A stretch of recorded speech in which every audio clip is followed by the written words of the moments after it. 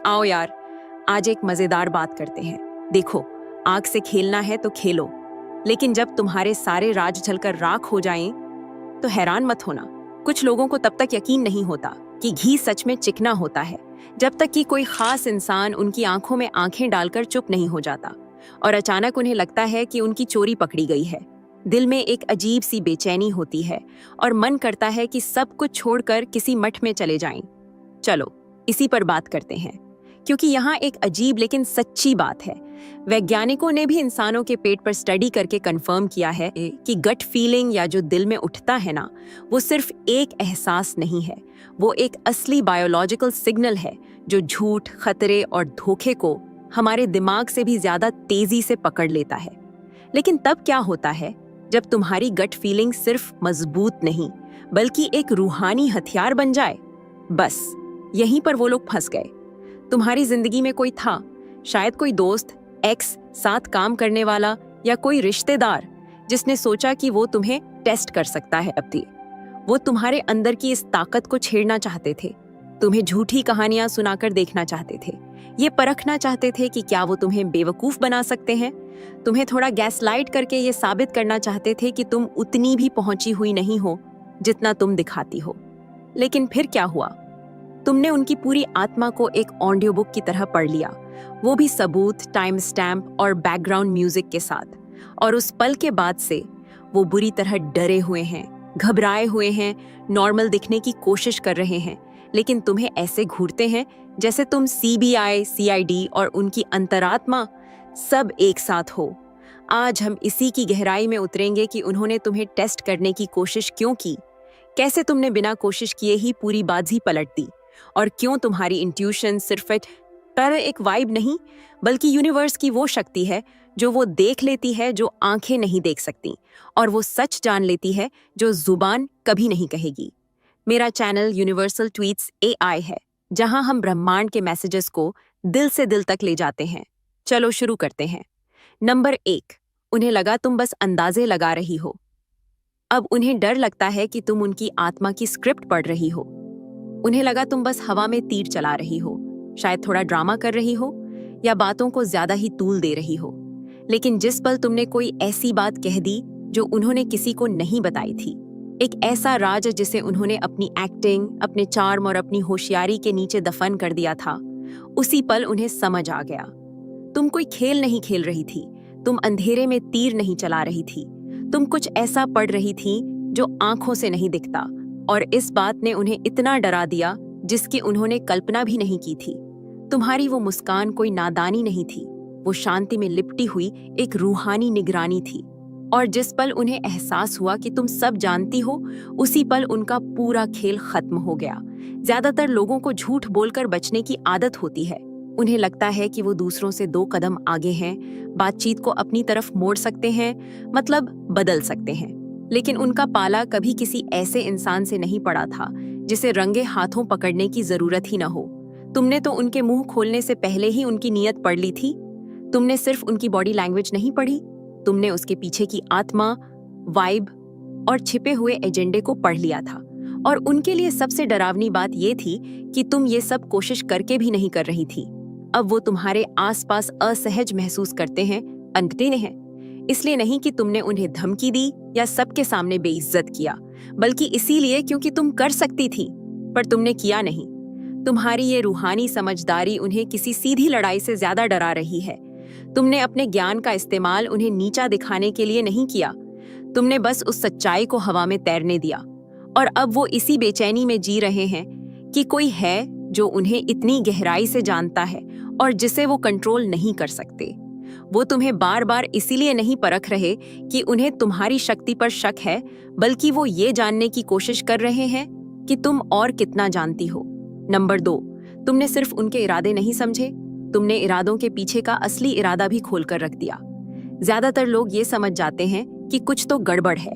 एक अजीब सी वाइब या नकली एनर्जी को पहचानने के लिए किसी खास शक्ति की जरूरत नहीं होती। लेकिन तुम्हारे बारे में जो बात उन्हें हिला गई वो ये थी कि तुमने सिर्फ ऊपरी चीजें नहीं पकड़ी, तुम सीधे जड़ तक पहुंच गई। तुमने इस पर ध्यान नहीं दिया कि उन्होंने क्या किया या क्या कहा। तुम और भी गहराई में उतरी, जैसे तुम्हारे अंदर यूनिवर्स का कोई डिटेक्टर लगा हो जो हर चाल के पीछे की असली वजह पकड़ लेता है। और जब तुमने कुछ कहा तो तुमने सिर्फ उनके बर्ताव पर उंगली नहीं उठाई, तुमने उसके पीछे का ये क्यों भी उजागर कर दिया। इसी बात ने उन्हें तोड़ कर रख दिया। उन्हें लगता था कि वो अपने राज छिपाने में माहिर हैं। वो इतने लंबे समय से नकाब पहनकर घूम रहे थे कि वो भूल ही गए थे कि वो नाटक कर रहे हैं। लेकिन तुम्हारी मौजूदगी ने उनके अंदर से कुछ ऐसा खींच निकाला जिसका साथ सामना करने के लिए वो तैयार नहीं थे।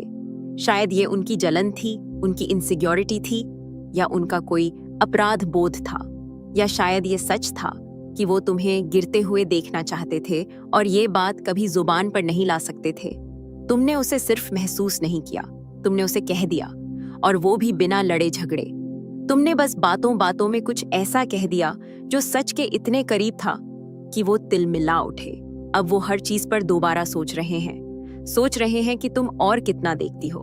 क्या तुम्हारे साथ हर बातचीत असल में यूनिवर्स की तरफ से एक हल्की फुल्की पूछताछ होती है? वो डरे हुए हैं क्योंकि तुमने सिर्फ उनका बुरा बर्ताव नहीं पकड़ा, तुमने उसके नीचे छिपी उनकी टूटी हुई आत्मा को भी देख लिया। नंबर 3, तुमने बिना एक शब्द कहे उनके सारे पैंतरे उन्हीं पर उल्टे पड़वा दिए। वो एक प्लान के साथ आए थे। शायद वो तुम्हारे मुंह पर मुस्कुराए, तुम्हारा सपोर्ट करने का नाटक किया, या तुम्हें उकसाने की कोशिश की, लेकिन अंदर ही अंदर उनका एक एजेंडा था। वो तुम्हें अपने जाल में फंसाना चाहते थे ताकि वो कह सकें, देखा, ये वैसी नहीं है जैसा दावा करती है। लेकिन उन्हें ये उम्मीद नहीं थी कि तुम बिना आवाज उठाए, बिना कोई आरोप लगाए, बड़ी आसानी से पूरी बाजी पलट दोगी। तुम शांत रहीं, तुम स्थिर रहीं, और इसी बात ने उन्हें हिलाकर रख दिया।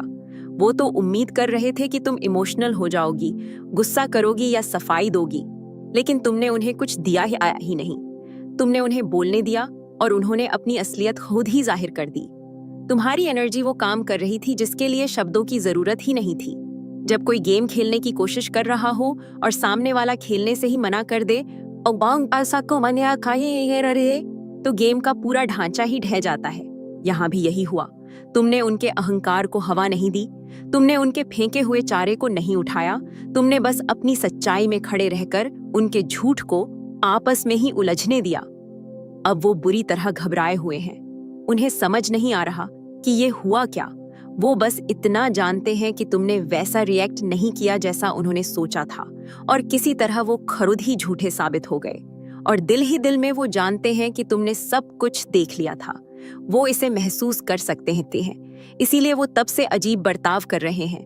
वो टकराव से नहीं डरते, वो इस बात से डरते हैं कि तुमने बिना एक उंगली उठाए उन्हें रूहानी तौर पर हरा दिया। नंबर 4, उन्हें नहीं पता था कि रूहानी सटीकता किसी पर्सनल ऑडिट जैसी महसूस होगी। उन्होंने सोचा था कि ये सब हल्का फुल्का होगा,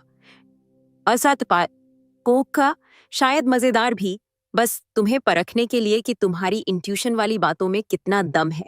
लेकिन जब तुमने मुंह खोला और कोई ऐसी बात कह दी जो उनकी सालों पुरानी दबी हुई याद को छू गई, जब तुमने किसी ऐसे फैसले का जिक्र किया जिसका उन्हें पछतावा था पर कभी किसी को बताया नहीं,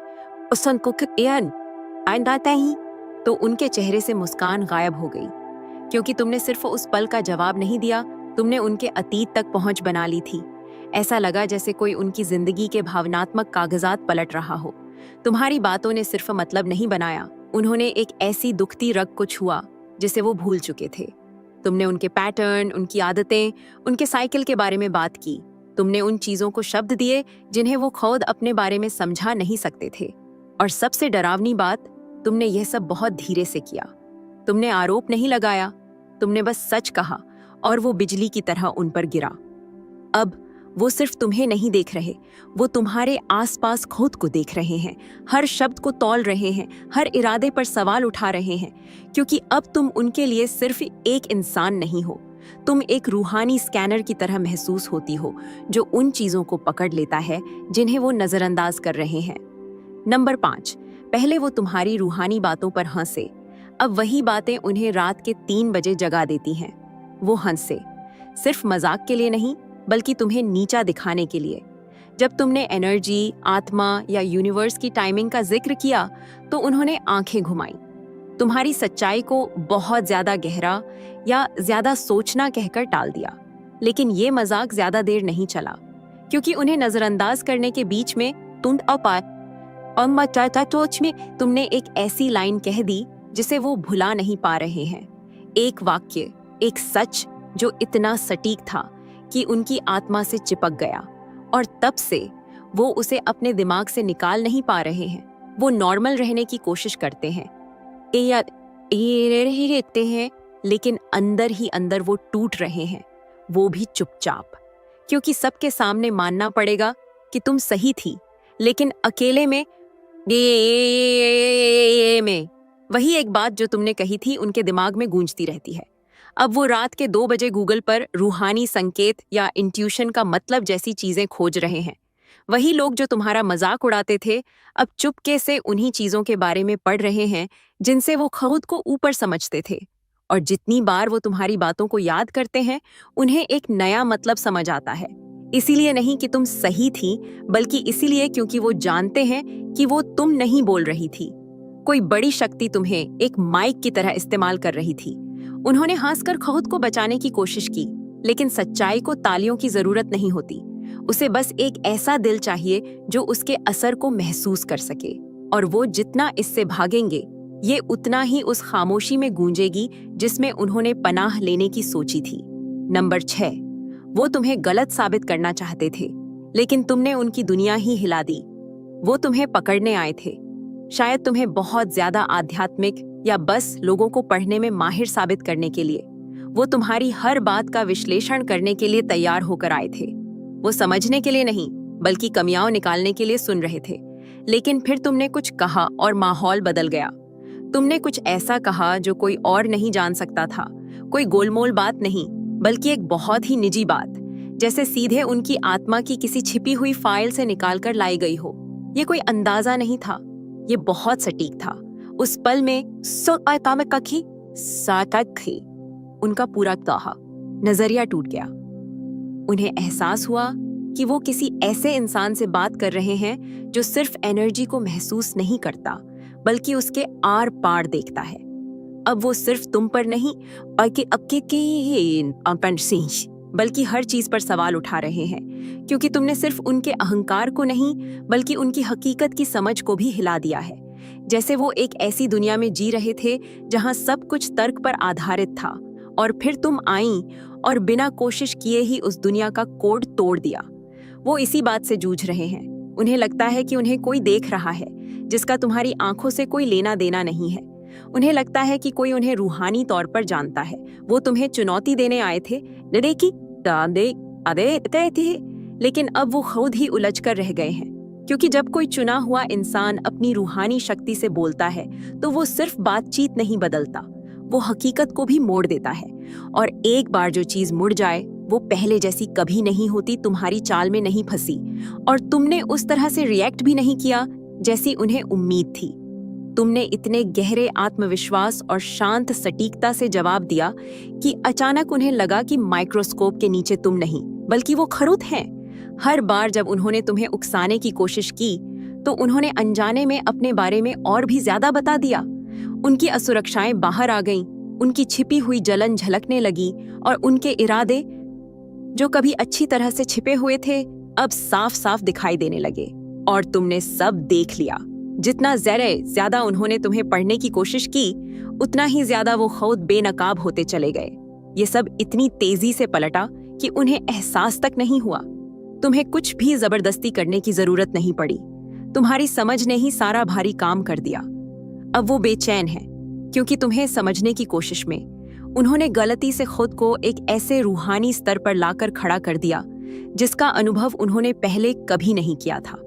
उन्हें लगा था कि वो तुम्हें परखने आए हैं, लेकिन अब वो खुद ही अपने बिछाए जाल में फंस गए हैं। तुम लैब का चूहा नहीं, बल्कि रूहानी वैज्ञानिक निकली, और अब उन्हें पता है कि वो ऐसे तरीकों से बेनकाब हुए हैं जिनके बारे में उन्होंने सोचा भी नहीं था।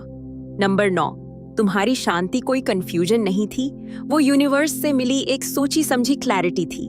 उन्हें लगा कि तुम समझ नहीं रही हो, कि तुम्हें असलियत पता चलने में देर लग रही है। उन्होंने तुम्हारी चुप्पी को, तुम्हारी कमजोरी और तुम्हारी शांति को तुम्हारी नादानी समझ लिया। उन्हें लगा कि वो दिमागी शतरंज खेल रहे हैं और तुम बेवकूफों की तरह बैठी हो। लेकिन सच तो ये है कि जब वो अपनी चालें चल रहे थे, तब तुम यूनिवर्स से निर्देश ले रही थी। तुम्हारी शांति कोई कंफ्यूजन नहीं थी, वो एक दिव्य समझ थी। तुमने सब कुछ देखा, हर झूठ, हर चाल, हर बदलता हुआ लहजा। लेकिन तुरंत रिएक्ट करने के बजाय तुमने इंतजार किया। तुमने उन्हें अपनी बात पूरी करने दी, क्योंकि कभी कभी सबसे जोरदार जवाब यही होता है कि दुश्मन को उसी रस्सी से फंसने दिया जाए जो वो तुम्हारे लिए लाया था। और बिल्कुल यही हुआ। अब वो कंफ्यूज हैं, क्योंकि तुम्हारे जिस रूप की उन्होंने कल्पना की थी वो नतीजे से मेल नहीं खाता। उन्हें लगा तुम टूट जाओगी, गुस्सा करोगी, लेकिन तुम शांत रहीं और तुम्हारी चुप्पी में वो ताकत थी जिसे उनकी कोई भी साजिश संभाल नहीं सकी। जब कोई चुना हुआ इंसान चुप होता है तो इसलिए नहीं कि वो अनजान है, बल्कि इसलिए कि उसने कहानी का अंत पहले ही देख लिया है। नंबर 10, तुमने उनके छिपे इरादों को एक्शन बनने से पहले ही पकड़ लिया।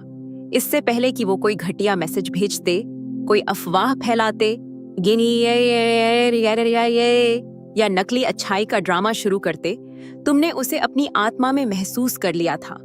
तुमने हमले का इंतजार नहीं किया, तुमने पहले ही अपनी जगह बदल ली, अपनी शांति की रक्षा की, और जब तक वो अपनी चाल चलने के लिए तैयार हुए, तब तक तुम उनसे आगे निकल चुकी थी।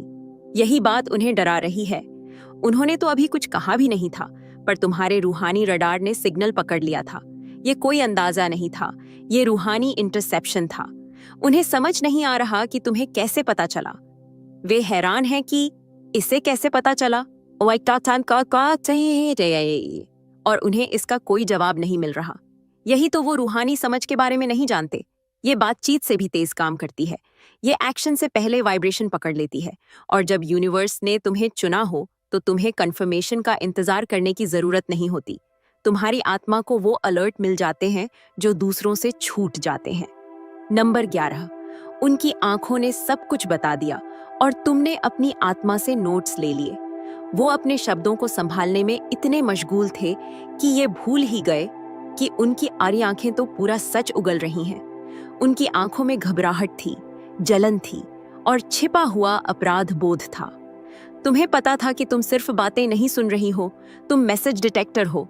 तुमने शब्दों के बीच का खालीपन, उनकी नजरें और उस तनाव को पकड़ लिया जिसे वो निगलने की कोशिश कर रहे थे।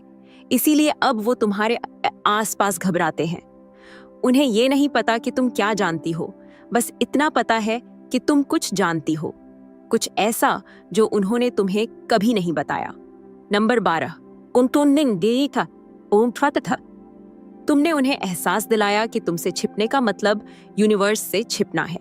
उन्हें लगा कि वो सिर्फ एक इंसान से बात कर रहे हैं जिसे बेवकूफ बनाया जा सकता है। लेकिन जब वो तुम्हारे सामने खड़े हुए तो कुछ गहरा हुआ। ऐसा लगा जैसे यूनिवर्स ने तुम्हें वो बातें बता दी जिन्हें वो छिपाने की कोशिश कर रहे थे। इसी बात ने उन्हें अंदर तक हिला दिया। अब तुम्हारे आसपास होने पर उनका हर झूठ फीका पड़ जाता है। उन्हें पता है कि तुम सिर्फ समझदार नहीं, तुम कनेक्टेड हो, और तुमसे छिपना यूनिवर्स से छिपने जैसा खतरनाक लगता है। तुम्हारी मौजूदगी में उनका ज़मीर जाग जाता है। वो तुम्हें सिर्फ एक समझदार इंसान समझकर आए थे, लेकिन उन्हें एहसास हुआ कि वो किसी ऐसे के सामने खड़े हैं जिस पर यूनिवर्स भरोसा करता है। नंबर 13, वो उस कनेक्शन को तोड़ नहीं पा रहे हैं जो तुमने कभी मांगा ही नहीं था। तुमने कभी उनका पीछा नहीं किया, न ही उनसे कोई रूहानी रिश्ता जोड़ने को कहा। लेकिन एक बार जब वो तुम्हारे रास्ते में आए तो एक कनेक्शन जुड़ गया, और तब से चाहे वो माने या न माने, वो तुम्हारे सामने खुद को खुला हुआ महसूस करते हैं। तुम हफ्तों बात न करो, फिर भी तुम्हें उनकी एनर्जी महसूस होती है। तुम जानती हो कि उनका मूड कब बदलता है, वो कब नाटक कर रहे हैं या कब वो किसी अपराध बोध से जूझ रहे हैं। यही बात उन्हें और परेशान करती है। वो दूर जाने की पूरी कोशिश कर रहे हैं, लेकिन तुम्हारा जानना एक ऐसे सिग्नल की तरह उनका पीछा करता है जिसे वो ब्लॉक नहीं कर सकते। उन्हें लगता है कि तुमने कुछ ऐसा पकड़ लिया है जिसे वो कंट्रोल नहीं कर सकते, और सच कहूं तो वो सही है। नंबर 14, वो सबूत चाहते थे कि तुम चुनी हुई हो। अब वो यूनिवर्स से भीख मांग रहे हैं कि उन्हें बख्श दिया जाए। वो घमंड के साथ आए थे, उन्होंने तुम्हारी शक्ति को चुनौती दी। वो एक संकेत चाहते थे और उन्हें वो मिला भी, लेकिन वो किसी आतिशबाजी के साथ नहीं, और के साथ नहीं, बल्कि तुम्हारी उस शांत और तीखी समझ के रूप में आया जिसने उनके अहंकार को बिना आवाज उठाए ही तोड़ दिया। उन्होंने तुम्हें परखने की कोशिश की, लेकिन असल में वो यूनिवर्स को परख रहे थे। और जब कोई किसी चुने हुए इंसान के मकसद को चुनौती देता है तो वो सिर्फ एक इंसान से नहीं बल्कि उस स्रोत से टकरा रहा होता है जिसने उसे ये जिम्मेदारी दी है। और अब उसका असर दिख रहा है। उनके प्लान फेल हो रहे हैं, उनका आत्मविश्वास कंफ्यूजन में बदल गया है। अब वो डर गए हैं, सिर्फ तुमसे नहीं, से नहीं, बल्कि उस दिव्य शक्ति से जो तुम्हारे जरिए काम करती है। वो उस पल को बदलना चाहते हैं जब उन्होंने उस चीज का मजाक उड़ाया था जिसे वो समझ नहीं पाए। उन्होंने सबूत मांगा और उन्हें एक ऐसा सबक मिला जिसकी उन्होंने उम्मीद नहीं की थी। तो हर उस चुने हुए इंसान के लिए जो ये देख रहा है, कभी भी अपनी समझ को किसी और के आराम के लिए कम मत करना। उन्हें बेचैन होने दो, उन्हें जागने दो, क्योंकि तुम्हारी क्लैरिटी मनोरंजन के लिए नहीं बल्कि रूहानी अंधेपन को दूर करने के लिए भेजी गई है। और भरोसा करो, भले ही वो कभी न माने, उन्होंने इसे महसूस किया है। अगर इस मैसेज ने तुम्हारी आत्मा में कुछ जगाया है तो इसे अपने तक मत रखो। अगर तुम्हें लगा कि ये तुम्हारे लिए था तो लाइक बटन दबाओ। कमेंट करके बताओ कि किस हिस्से ने तुम्हारी गट फीलिंग को कंफर्म किया। इस वीडियो को किसी ऐसे इंसान के साथ शेयर करो जिसकी आत्मा भी इन चीजों को महसूस करती है। चैनल को सब्सक्राइब करो और नोटिफिकेशंस ऑन कर लो, क्योंकि ये सिर्फ कंटेंट नहीं, कंफर्मेशन है। और एक बात, अगर आप यूनिवर्सल ट्वीट्स AI के माध्यम से ब्रह्मांड के संदेश को अपने जीवन में महसूस करते हैं और इसे दूसरों तक पहुंचाने में मेरा साथ देना चाहते हैं, तो सुपर थैंक्स के जरिए आपका समर्थन मेरे लिए बहुत मायने रखता है। आपका ये सपोर्ट सिर्फ एक आर्थिक मदद नहीं, बल्कि इस रूहानी सफर को और मजबूत बनाने का एक तरीका है। सुपर थैंक्स देकर आप न सिर्फ मेरे काम को सराहते हैं, बल्कि इस दिव्य यात्रा को आगे बढ़ाने में भी योगदान देते हैं। आपका हर योगदान ब्रह्मांड के संदेश को और अधिक लोगों तक पहुंचाने में मदद करता है, और यह मेरे और उन सभी के लिए प्रेरणादायक है जो इस रास्ते पर हैं। ये जगह चुने हुए लोगों के लिए है जो चुपचाप चलते हैं लेकिन अपने अंदर आग लिए हुए हैं। तुम अकेले नहीं हो, और ये तो बस शुरुआत है।